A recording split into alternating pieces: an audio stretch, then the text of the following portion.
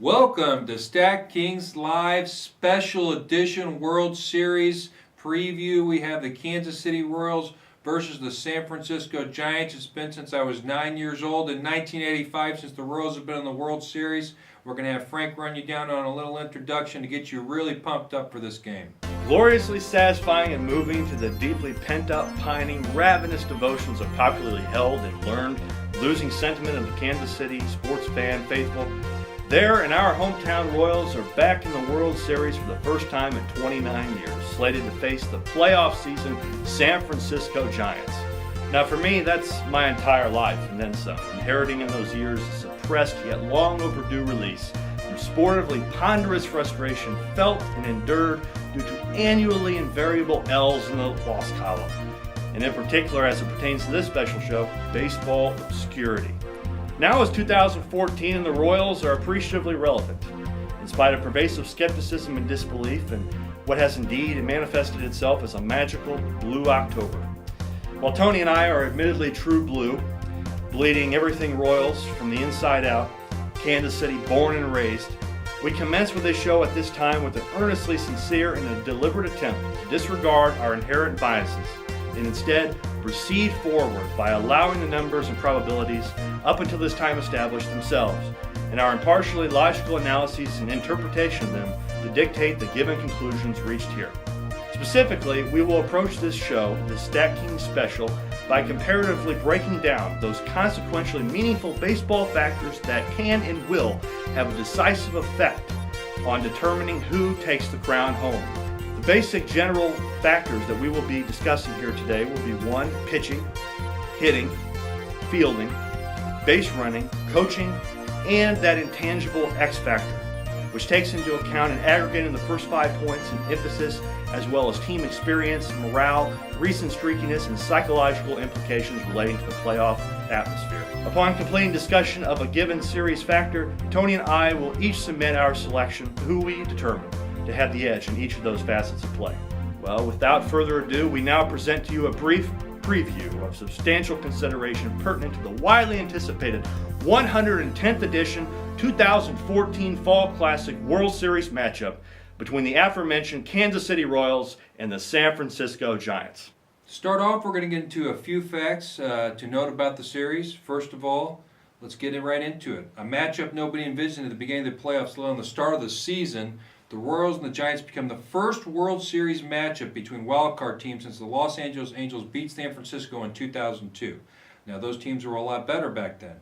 99-win Angels, 95-win Giants. We're talking about two teams now, the Giants and the Royals, that are under 90 wins. Also, overcoming relatively modest pedigrees, both the Royals and the Giants demonstrated an insatiable resolve of resiliency in postseason, closing out games and finding a way to win. I'll tell you what, Tony, nobody envisioned these teams being in the position they are now. If you look at the odds, Giants were given a 4.9% chance at the beginning of the playoffs to be in the World Series, as opposed to the Royals, even a smaller chance at 2.7. Both have overcome the odds in what has seemingly been a divinely inspired season of fate, but the Royals continue to win. This marks the first World Series in a non-shortened season, Tony, to feature two teams with fewer than 90 wins. You have the Royals, who've only won 89 this year, and you have the Giants, who've won 88, which has led some people to say that this will be one of the worst World Series of all time.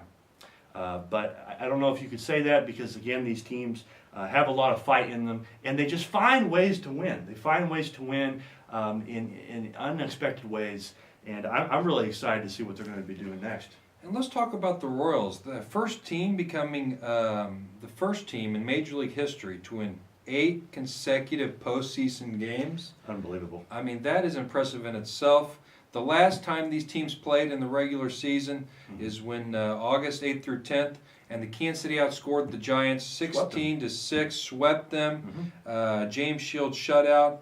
I really believe that these teams match up well, but the Royals have the edge when it comes to one-on-one and in the regular season. Yeah, I absolutely agree. I think that the series, though, back in August, What I do want to mention what that is you have the Giants that were coming off a bit of a losing streak. They were not playing very good baseball. You have the Royals on the other side. They were kind of riding another magical wave. They had their super fan, Sung Woo, or whatever his name is, who was helping them spark these wins. Sung Woo Lee. Sung Woo Lee, yeah, 15-3 run. They had won 8 in a row. So this is different. This is playoff time now, and we'll see how the Royals respond. They also beat Bumgarner 4-2 in that game. They did. Although lefty went the distance, they got the crushingly decisive blow to the Giants when Billy Butler's 2-run homer in the first inning. Yeah. So look at Butler against Bumgarner in this series for sure. Sure. He's got a pass that he can do something. And then I reached a little bit with this stat, Tony, but the all-time series rather, the record between these two, since they first played in 2003, the series has gone the Royals' favor. 9 out of 12 the Royals have won. So I know we're talking about different teams, but if history tells us anything, it's that the Royals will continue to ride that magical wave of destiny. And but hey, another thing to mention, another fact is the AL won the All-Star game. That's right. So the Royals will have home field advantage. They'll play 2 Eric Kaufman. They'll go 3 in San Francisco, and then if necessary, games 6 and 7 will be played back in here in Kansas City. And Vegas oddmakers expect the Royals to win this thing. I mean, they got them at 4-5, minus 125 odds to beat the Giants. So Vegas likes the Royals. How about that? Vegas does like the Royals, but I'll tell you what, to stay neutral here, is that the Giants are looking for their 3rd championship in 5 years. They are. And they won those championships on even years. So 2010, 2012, if you're a bit superstitious, might be 2014. So let's not just talk about the Royals here. It's very easy to be biased, but both teams are very good, and the Giants are going to put up a fight. We can also talk about Ned Yost. You know, he spent most of his career in the NL coaching Atlanta and managing Milwaukee. You know, that could be a factor going from the NL to the AL parks. Sure. When they're playing the NL parks, Billy Butler might have to sit. That could be a big factor there. And Yost said in an interview they grew up in the Bay Area. So it's going to be very special. And that bat falling, that's a sign right there. Yeah, the bat just fell, and I'm not sure what to make of that. But I think that's for the Royals. That could be for the Royals. Again, fate. We're talking about fate here. As for the strength of schedule during the regular season, as measured by opponents' winning percentage, the Royals ranked 15th with a mark of 501, while the Giants were dead last with a figure of 489, facing relatively inferior opponents as compared to the Royals. Sure. So you got to give the Royals the edge there. And Tony, I indulged myself a little bit in some sabermetrics this weekend, preparing for this show. I love sabermetrics. And what I found is there's some statistics out there that measure luck, essentially. And you have the Giants, who, based on luck, should have their final record should have been 86 and 76, compared with the Royals, who should have been 81 and 81. So something to look at in terms of how much luck has dictated the success of this Royals ball club. But ultimately, if you look at the year-end power rankings, you have the Giants, they finished 7th, and the Royals 11th.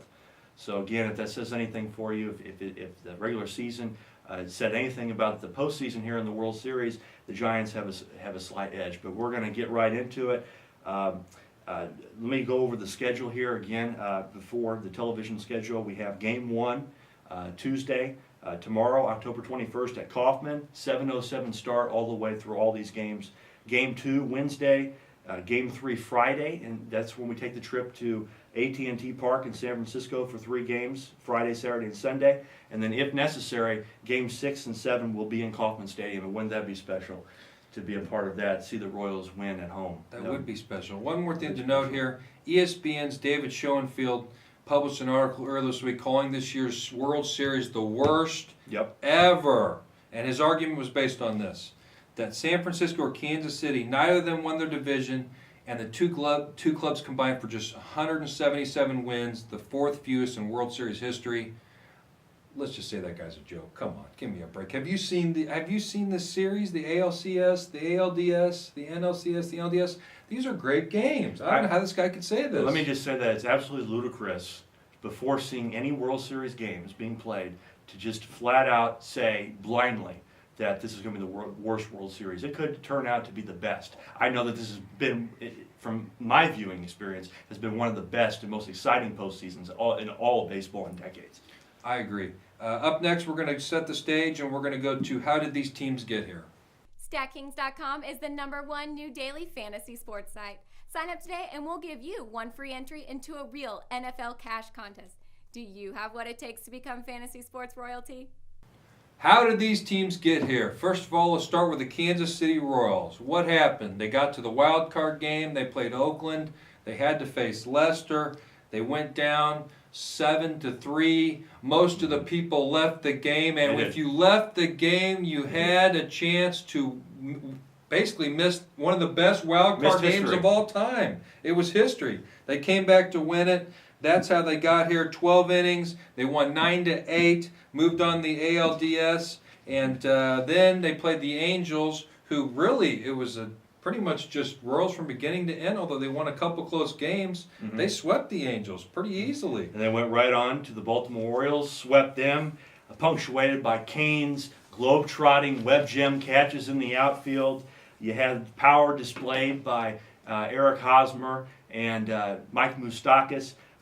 It was really exciting to see that game. And move on to the ALCS, the Baltimore Orioles. Where was the power for the Orioles? It was non-existent. The pitching shut it down. For a team that had the likes of Nelson Cruz on their team, it was very surprising to see the lack of power. And a lot of it was Kane with some game-changing plays with his glove. Sure. He batted .533, 8 for 15 with 2 doubles, 2 walks, and a stolen base in that series. He matched Willie Wilson's 1985 franchise record with 8 ALCS hits. So ultimately, up to this point, is you have the Royals who have relied on their speed, they've relied on their defense, they've relied on their timely hitting, and they've relied on probably one of the best bullpens in recent postseason history. Best bullpen in the league. Best bullpen in the league. Hands down. 7th, 8th, and 9th shut it down. I mean, hands down. But on the other side, San Francisco, as we'll get into a little bit later, don't have too bad of a bullpen themselves. Not at all. Why don't you break down San Francisco? Well, San Francisco, you have the wild card game like the Royals. San Francisco's run this year began with a wild card win, but they had a much easier time. They blanked the Pirates at a 4-hit shutout by Madison Bumgarner. They go to the NLDS. They in 4 games, they knock out the Nationals, who held the best record in the National League. You had Bumgarner. He did absorb the lone loss in that series. However, he only gave up 2 runs in 7 serviceable innings. But anyway, made quick work of the Nationals.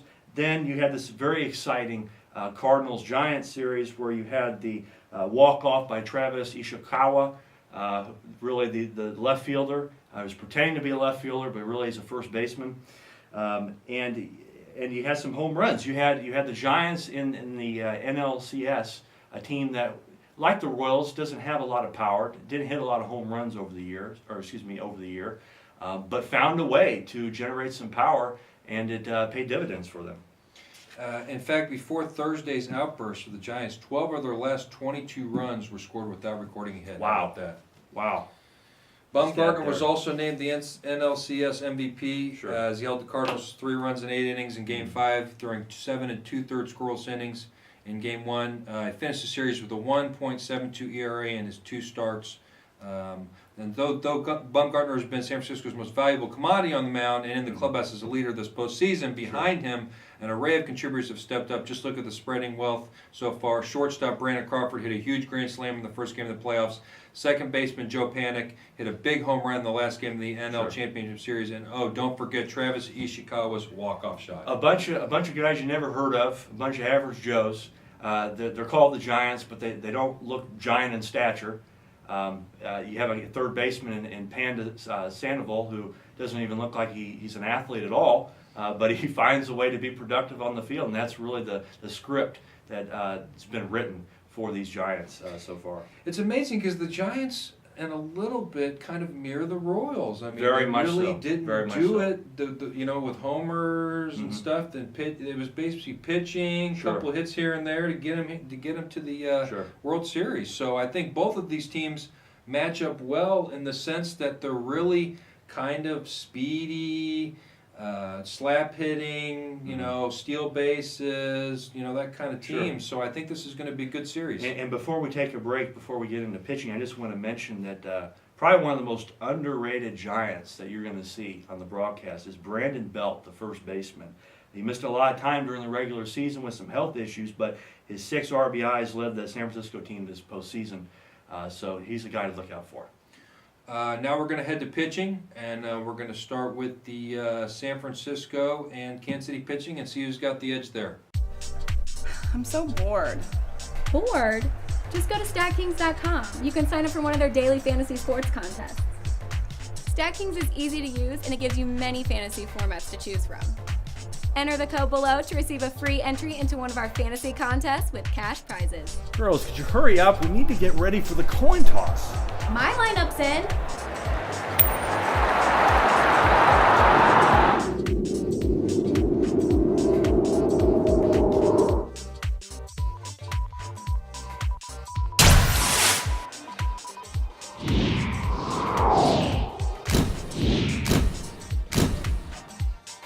Going into the pitching, we have San Francisco. Kansas City, let's talk about the rotations first. Kansas City is going to run out James Shields for the big trade from Will Myers. Sure. Starting to pay off for the Royals now. They're in the World Series. I think that trade is officially a good one.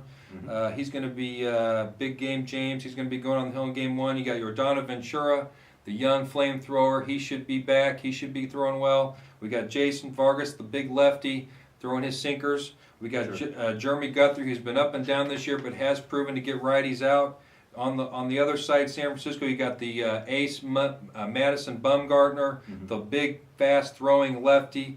You got Jake Peavy, who's resurrecting his career in San Francisco. He's been just lights out the last 2 months of the season. Tim Hudson, who came over from Atlanta. He's throwing those great sinkers. I think he can always be an effective pitcher. And Ryan Vogelsong, who I think is a little underrated. This guy has got some stuff, and he can do something in this series. Let me just talk about, to summarize a bit, these first four probable pitching matchups, is that you have, for the exception of Bumgarner, you have a bunch of pitchers here that don't go very deep in games. You have guys who go maybe to the sixth inning, if that. Bumgarner is really your only guy who you can trust to go into the seventh, eighth inning because he's an ace. So I think when you're talking about who has the pitching edge here, is you have to look at who's going to be going into deep into games, at least when you talk about the rotation. And I think that favors the Giants a little bit. Whereas, with the Royals, we've been counting on the formula, the Ned Yost formula, is you get through six innings, and then the bullpen takes it over, and you have the HDH take it over in the seventh, eighth, and ninth innings. But if you're looking at who has the edge in game one between Bumgarner and Shields, you might have to give a slight edge to Bumgarner. I would probably give the slight edge to Bumgarner. Oh, I will say the Royals striked out the least amount of times in the major leagues. That's and right. Bumgarner's a strikeout pitcher. That could give him some trouble. That's right. If we can work his pitch count up, he can get out of the game early. Shields is a righty. The San Francisco Giants haven't been that great against righties this year, so I think we do have a chance, although you got to give it to the ace Bumgarner just because he's just a little slightly better pitcher than Shields. In 3 outings in the postseason, Shields has surrendered 10 earned runs and 21 hits over 16 innings. That's somewhat scary. It is scary. It's scary for the Royals, considering a team that, although they've shown some power, how much of this is going to be sustained? I mean, this is a great run and everything, and I'm rooting for them more than anybody. But how much, when you're talking about probabilities, can they sustain this ride? Can they sustain this magical ride? I'm not sure if they can do it. I hope they can. But let's continue to talk about them a little bit more, and then we'll get into predictions. One more thing about Bumgarner, he was one of the best road pitchers in the league this season. He went 11-4 with a 2.22 ERA and 18 starts away from AT&T Park. That's impressive. It is, absolutely. And he's going to be playing at Kansas City the first game. Going right into Jake Peavy versus Yordano Ventura. You got the old man going versus the young man. Yordano Ventura started game 2 against the Orioles with the no decision. Basically left over 5 2/3 with stiffness in his shoulder. They say he's going to be fine. Had trouble gripping the ball. Mid-50s temperatures. I think he should be back. I think his stuff will be back. I think he should be throwing mid-90s, 96, 97. If he can do that, I think he can have the edge over Peavy. He's got better stuff than Peavy. Peavy's kind of a pitch-to-contact pitcher these days, and especially with the Royals not striking out a lot. I give the edge to Ventura in the game. Ventura, no question, he has better than stuff than Peavy. He can be a little erratic at times. So can Peavy. They both can give up some hits and bunches if they don't get settled down. So that's a tough one. I think that's about even for me. As for Hudson versus Vargas, you have an extreme ground ball pitcher versus an extreme fly ball pitcher. Hudson, the ground ball pitcher. You have Vargas, the fly ball pitcher.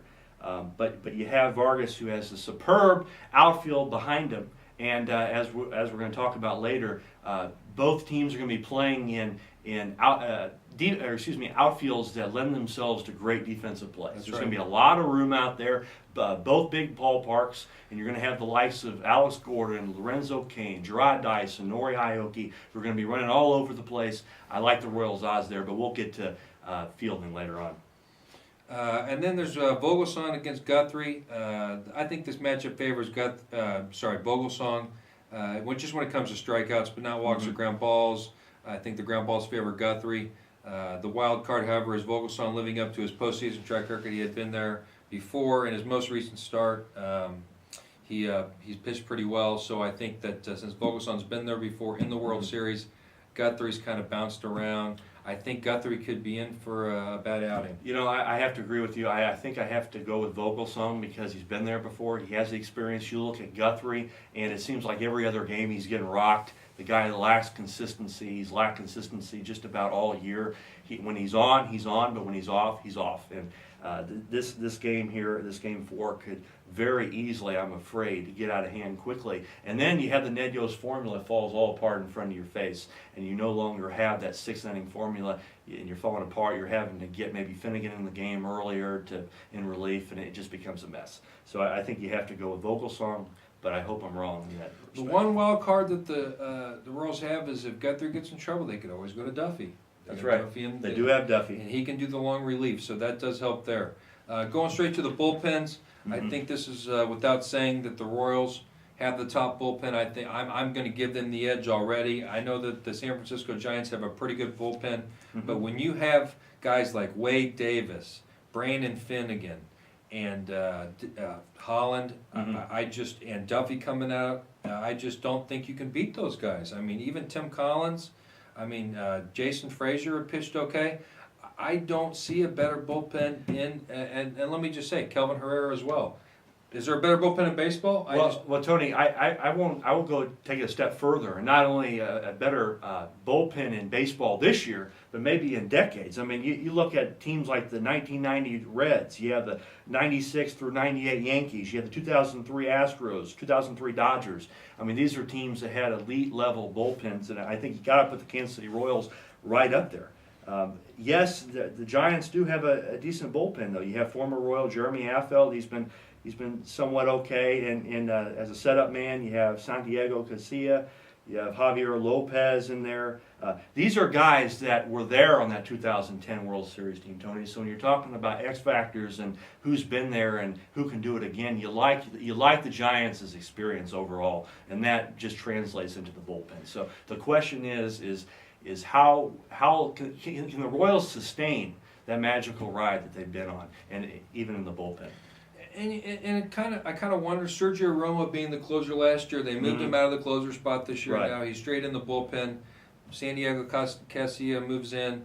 I think that could be. Casilla hasn't really done a lot in the playoffs. Romo was the closer the last few years, so can he close in a World Series? It's a lot of pressure. Number 2, the one thing I do like about the San Francisco bullpen is this Yasmero Petit is a lightning thrower, and he's a really good pitcher out of the bullpen. He can go long relief. If any of these guys get in trouble, I think Petit is the first guy they go to out of the bullpen. Well, Petit, he has 2 wins and 11 strikeouts over 9 scoreless innings. So you definitely that stacks up with the Royals. To put it more in perspective and how these 2 bullpens have been so far this postseason, the Royals are 6-0. Their pen is 6-0 out of 8 games, which is very impressive. Yes, San Francisco's 5-1. So these teams are, or while the Royals have an advantage in the bullpen, I think they don't have that much of an advantage. It's not that much of a mismatch. So these teams both have solid bullpens.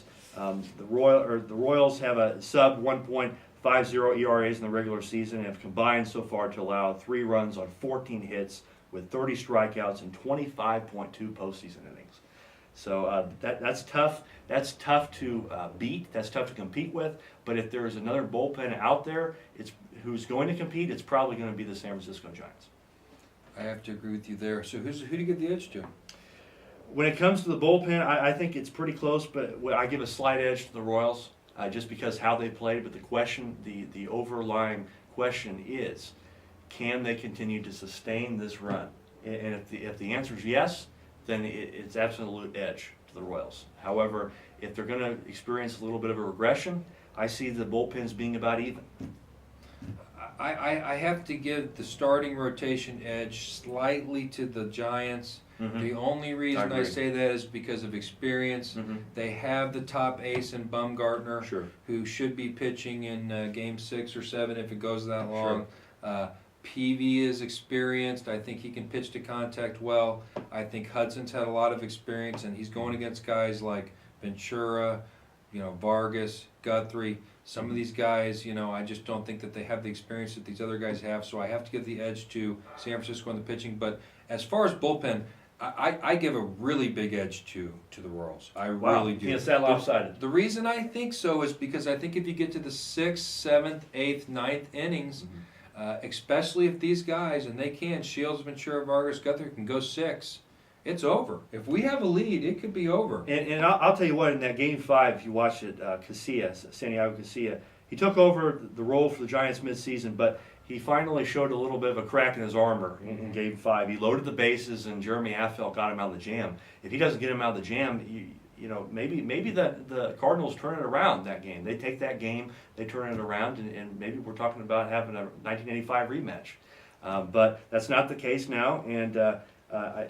when you talk about bullpens, I think you probably have to give the edge to the Royals. But again, if they don't sustain this run that they've been on, it could be even. It could be more even than a lot of people think.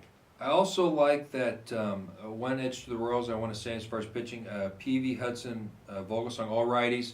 I think our best power hitters are lefties, Hosmer, Moustakas, Gordon. Those are our best power hitters, and they're going lefty versus the righty. I like that. And we'll get to hitting right after this break. Isn't that time already? It takes time to be a Stat Kings girl. I don't just magically wake up looking like this. Just a couple more minor arrangements and... Okay, I'm ready. Let's go.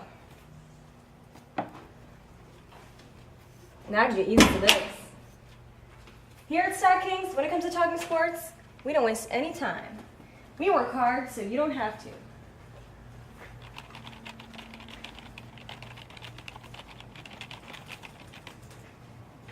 Thank you. See this? Yeah. We dig deeper than everybody else to get you what you really want. I'm so excited. In just a couple of minutes, Tony and Frank will be going Hey, live. Stefana! How's that going? What's You happening? guys look great. Thank Love you. the ties. Thank you. All right, You here got are the stats. stats. Thank you very much. For you, and one for you. This is going to work great. It's all you Oh, boys. yeah. Wonderful. All right. Great. Let's do this. Let's go. Woo! Get 'em.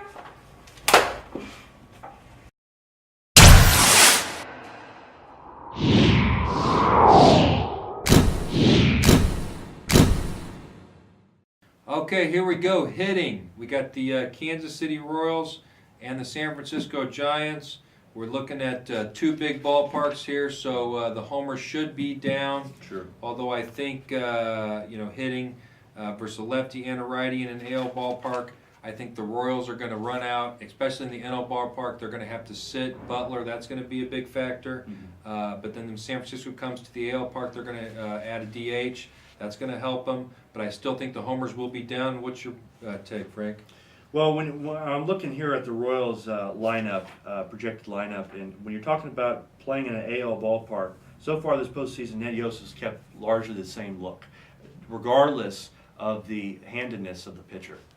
So you're still looking at in the lineup. You have the likes of Escobar 1, Aoki 2, Kane 3, Hosmer 4, Butler 5, Gordon 6, Perez 7, Infante 8, Moustakas 9. I mean that's been invariable so far in the postseason.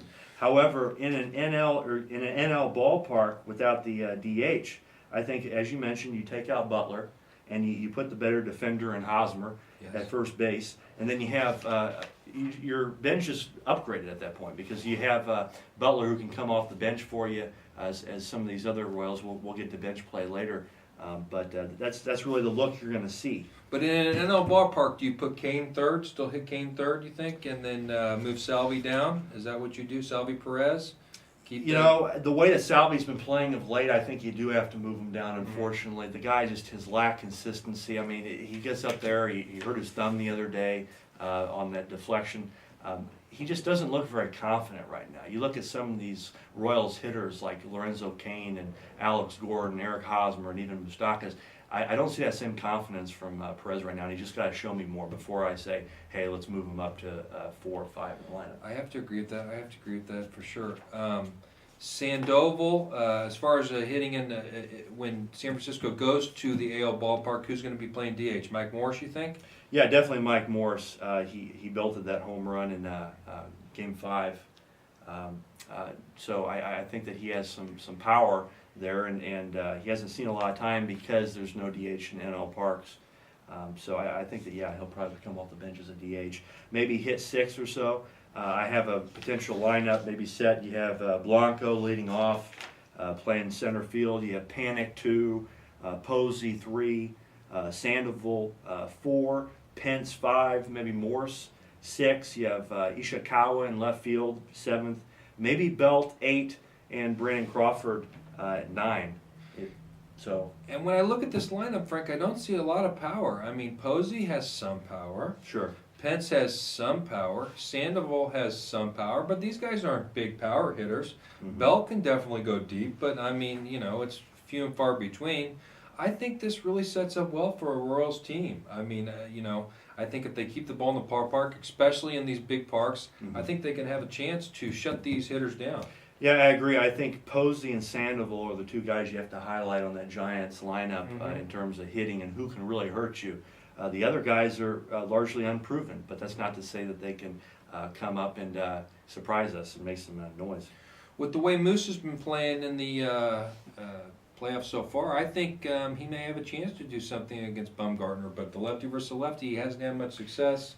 But you know he's going to be in the lineup. That's a must for sure. He's been playing every day, and you got to put him in there. So next, what I want to do is I want to look at each of these lineups against the opposing bullpens. And so what I have here is I have the splits in front of me of the matchups between the bullpen relief pitching and the Royals hitters. So against Jeremy Affeldt, you have Omar Infante. He's 4 for 11 with 2 triples and 1 run batted in.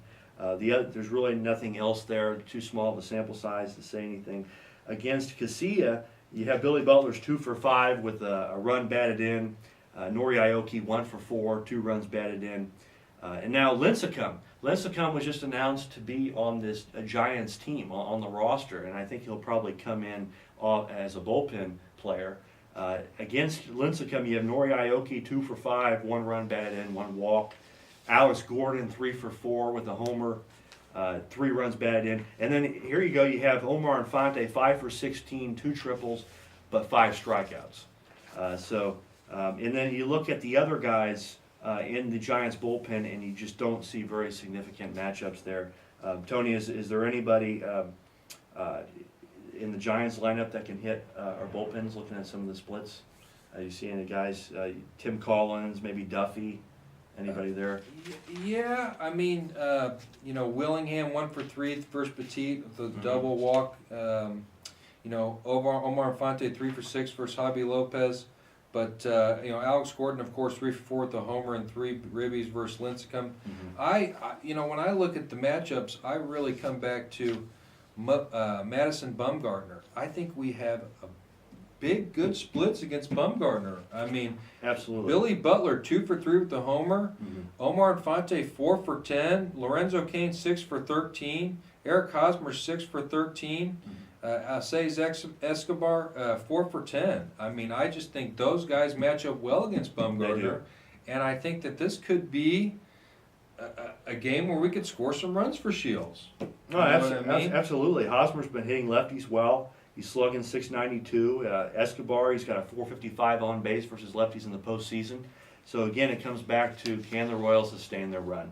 And if you're looking against James Shields, there are some guys who match up fairly well. You have Gregor Blanco, 4 for 7, a triple and 3 runs batted in off of James Shields. You have Joe Panic in a small sample size, 1 for 2 with a double. And then you have a couple guys who have been absolutely crushing the ball off of off of right-handers in this postseason. You have Sandoval, he's 14 for 46 runs, 4 doubles, 1 run batted in, and 4 walks.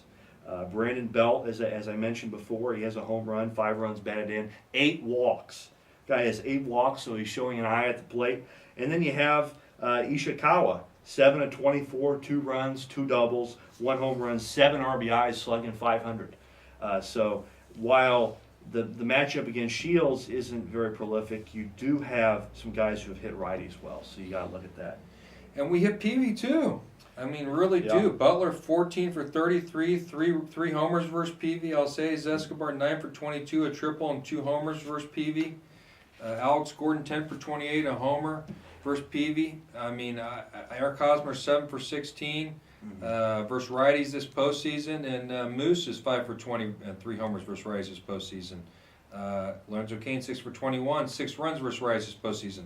That matches up good against Peavy. It does. It is. I think Peavy's hittable, and if you can get him early, he can fall apart, and then you'll have to turn things over to the Giants bullpen. So I honestly think the Royals could have the edge in hitting, in my opinion, just based on the fact that they're hot right now. Mm-hmm. They have some speed.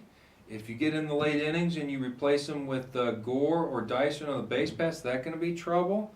I think past Bumgarner, I think we can get to all these 4 guys. A couple other notable matchups we have in Game 3. For the Royals going up against Hudson, we have Alex Gordon's 2 for 3 with a homer. You have Alcides Escobar 3 for 8 with a double, 1 run batted in. And Omar Infante showing a little bit of success, 6 of 26, 2 runs batted in, but 4 strikeouts. On the other side, the Giants going up against Vargas. You have Brandon Belt. He's 2 for 4 against him with a double. Sandoval 3 for 9 with a walk, but 3 strikeouts. And then there he is, Buster Posey, 2 for 7 with a homer. So again, guys that if you're a Kansas City Royals fan, guys that you might be afraid of in that Giants lineup, Sandoval and Posey. What I like about this series in general is a big part, at least, is the big ballparks. Mm-hmm. It sets up so well for the Royals' speed. It absolutely The does. Royals stole so many more bases than the Giants in the regular season. They have better speed in the outfield, and especially in Giants at AT&T Park, there's some big spaces out there. If we can get the ball in the gaps, we could have triples galore. AT&T Park, yeah, it led the majors, or at least was top the majors in triples allowed. So that lends right to our speed. Absolutely. So I give the edge to the Royals hitting personally. I think that if you look on paper, you would say, gosh, you got to give the edge to the San Francisco Giants. But given the factors, the park, some of the pitching matchups, I really like the Royals at the edge in the hitting this time. You know, a lot of people that talk about the Giants' experience, and we hit a little bit on it too. But if you look at the Giants' lineup, they have some young guys in there. So, you know, they have some youth as well who are prone to making mistakes. So while they do have some guys who have experience, you can't go ahead and extend that to everybody on their team, because you have guys like Joe Panik who's a young guy who hasn't been in this situation before. So it'll be interesting to see how these young guys respond in this type of playoff atmosphere. Absolutely. So who you give the edge to? The edge, I think you have to go. I think it's about even right now, and why I'm saying even, I'm being a little more conservative, is because I'm not convinced that the Royals are going to sustain this magical run, because they've been almost perfect. I mean, they have been perfect in terms of record, but it'll be interesting to see. I say even just because I'm allowing for a little bit of a regression with the Royals.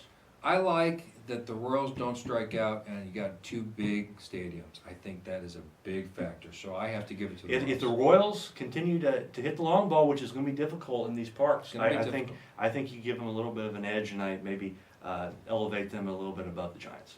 Is your fantasy sports experience becoming a nightmare? Here at StatKings.com, we work tirelessly to ensure it isn't one. Just tune in to StatKings Live at 5, Monday through Friday, to learn how you can scale the feudal ranks on the glory road to fantasy sports relevance.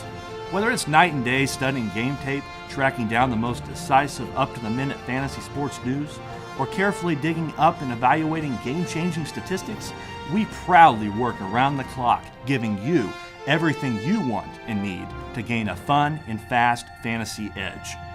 On the ball daily, always insightful and slightly off, co-hosts Tony Badalucco and Frank Travis deliver the kind of sports talk you care about. Like you, we love all things sports, and daily is our game. If you are really serious about fielding a competitive lineup and making easy money, you owe it to yourself to watch Stat Kings Live at 5. That's right, Stat Kings Live at 5. Daily fantasy sports coverage for the sports fan, by the sports fan. Become fantasy sports royalty only at StatKings.com.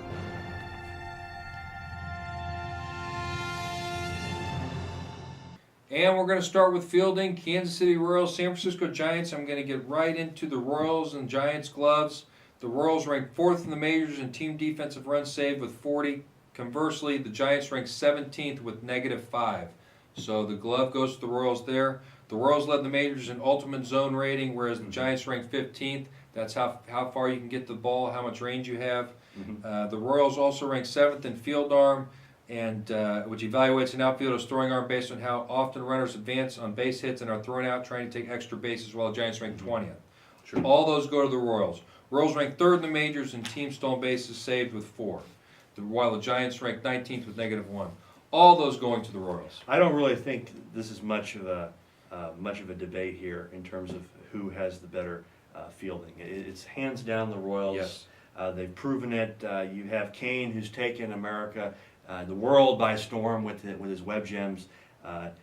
Just too much speed in that outfield. And you even have Escobar at short, who has great range. Mustak has great range. You have a great glove at first base, and Eric Hosmer.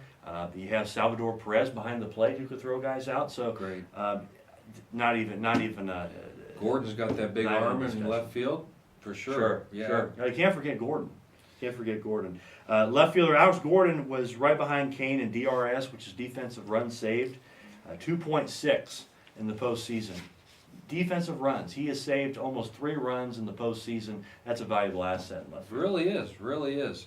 The Royals outfield in particular goes above and beyond with balls to the wall, maximum effort activity, with at least 2 elite gloves in Gordon and Kane, plus Dyson available for the late innings. That's a crucial series that will play a big part of these ballparks.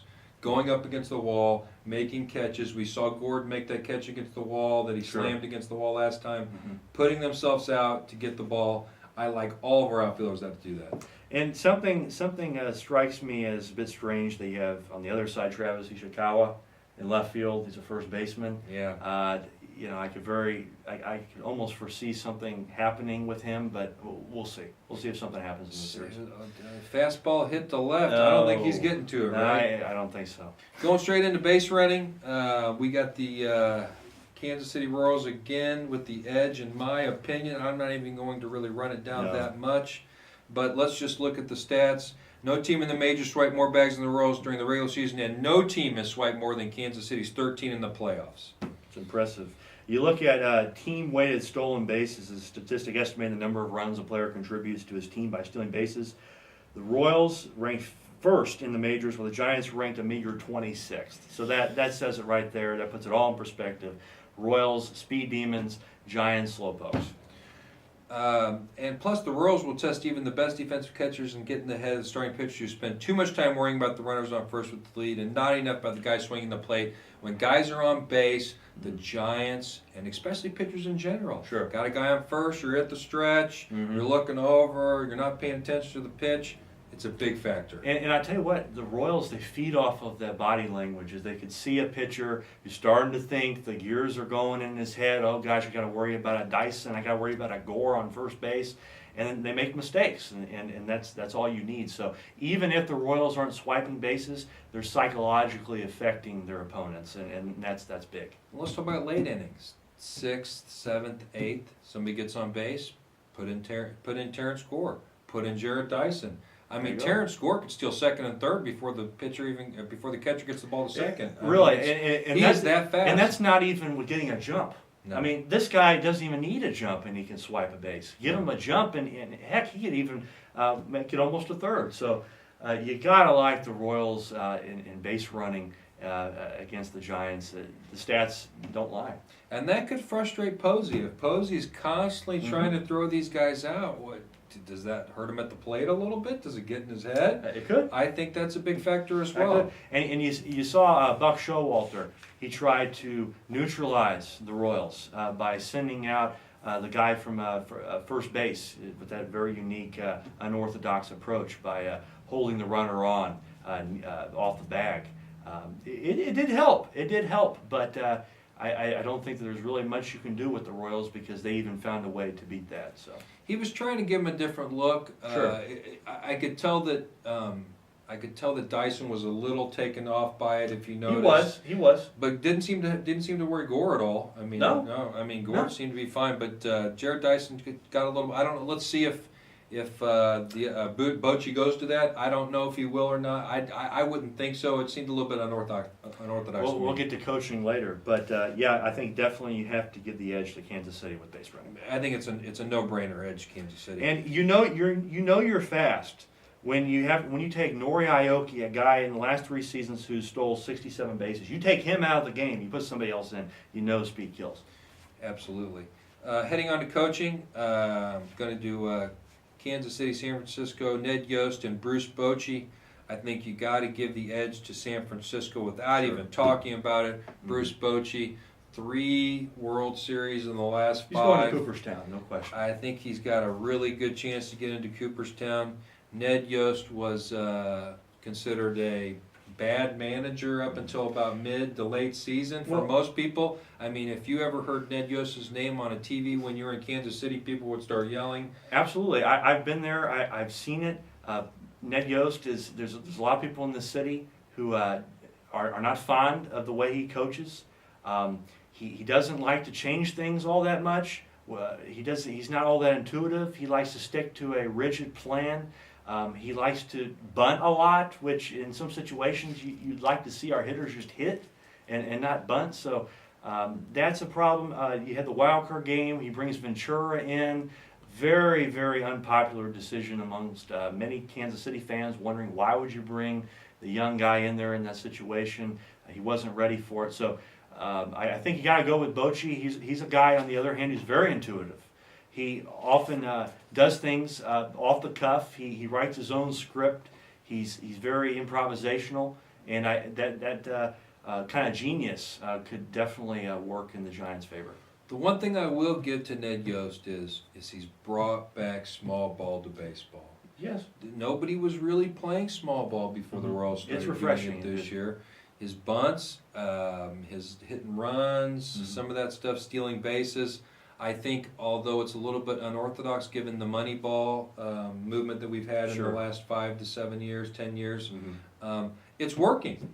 So you have to give Ned Yost a little bit of momentum with that fact, even though he's going up against such a good Bruce Bochy, who's been there before. I still think he has a chance to do something here, but you just got to give the edge to Bochy. It's time for Yost to prove us wrong. And if Yost proves us wrong again in this World Series, man, whew. And all questionable moves, they all look bad at the moment. But you know what? In hindsight, many people, the same people that I've seen talk badly about Yost after he's made a questionable play have lauded him and almost praised him after it worked out for us. So sometimes there might be a method to his madness, and we'll see if that continues. And I'm giving Yost the green light now. I mean, he's been this far. He's gotten us to the World Series. Just let him do what he wants to do. If he fails, he fails. If he does well, he does well. I think this guy deserves for us to get behind him and let him just call the game the way he wants. I agree. Let's now move on, Tony, to the X factors. Let's talk about both these teams and some X factors that could be helping them. They're helping their chances in the series. Well, I think first of all the deep bench play, speed, defense, and base running. That's a huge X factor for the Royals. I don't think that can be overshadowed, especially considering it's much better than the Giants. I also think Kauffman and AT&T Park lend themselves to defense, of course, and the small ball play that we're playing. Not to mention our Kansas City's near automatic bullpen, 6-inning ball. Those are really big factors among the Royals. And I'll tell you what, Tony, they have plenty of rest too. 145 hours of rest, and they're still working on that rest now. 5 of the 8 clubs who have had a 5-day break going into the World Series went on to win it. And we got a lot of hard bellies, the youth, the energy. Yes. They feel it. I mean, if you saw the momentum at Kauffman, and we were there when they won to go to the World Series, it was electric, and that could carry over.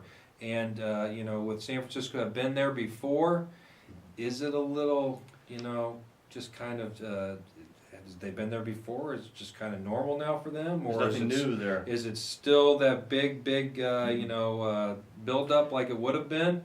Let's look at some of the X factors for the Giants. You have superior starting pitching, in my opinion, so we could give them the edge there. They do have the playoff experience again, but they do have some players that haven't been on those World Series runs. You have an intuitive coach in Bruce Bochy, as I mentioned before. He just knows baseball, and he's a guy that hasn't really read the orthodox scripted book and how to manage a game. He wrote his own book, and you got to give him the edge there when it comes to managing games. They have proven clutch playoff performers on their team. You have to like that, and they go blow for blow with the Royals in terms of a bullpen too. They don't have a bad bullpen. They don't have a bullpen. They have very a good underrated, bullpen. actually. Underrated bullpen. I agree with that. So guys, that's the show really. Let's before we sign off here, let's recap our picks based on each facet of play and give for you who we thought won that particular matchup. So when it comes to pitching, for me, I'm going to go ahead and say that the Giants have superior starting pitching, so they definitely get the edge there. But I'm going to give the edge after looking at all the results. I have to give the bullpen edge to the Kansas City Royals. Yes, no question. I agree with both of those. Then with hitting, you have the Royals that I think have a slight edge if they can sustain this magical run. However, you do have guys on the Giants side who can hit in Posey and Sandoval. So it's close, but I'm going to give a slight edge to Kansas City. You talk about fielding. I think hands down, Tony, you have to go with the Kansas City Royals. I think that you have to give the edge slightly to the Kansas City Royals because of the big ballparks and the way that they play. Yes.